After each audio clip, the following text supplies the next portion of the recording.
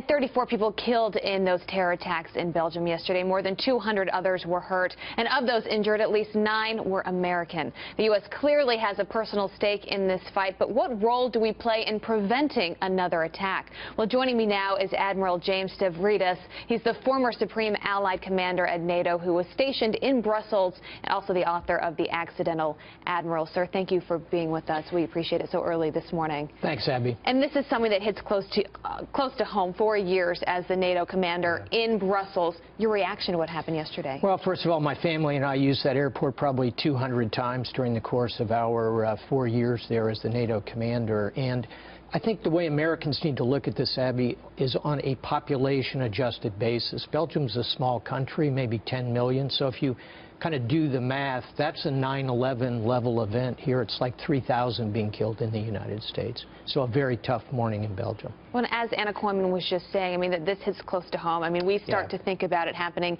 here in the United States. I mean, I took the subway home yesterday. You could definitely see many more police officers than you normally see. Does this mean that the terrorists are winning, that we are living in fear, that many of us do feel very unsettled right now? I think they've achieved that objective of getting us so concerned about our day-to-day activities. But as you heard the good American citizens out at JFK just a few moments ago, we know we have to keep moving forward. How do we do that? I'll give you 2 or 3 things. I think, first of all, a key here, Abby, is international cooperation. It's coalitions. It's use of NATO, our principal ally in Europe, working together, intelligence, cyber, and so forth. Secondly, it's interagency cooperation. It's getting Department of State, Department of Treasury, Department of Defense, CIA to work together.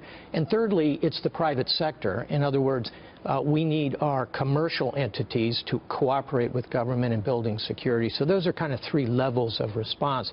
Lastly, we're not going to solve this by going after the symptoms, the attacks. We're going to need to go into Syria, into Iraq, and go after the Islamic State where they live. Well, we know ISIS wants to attack the West. There have been warning signs, particularly in Europe, in places like Brussels.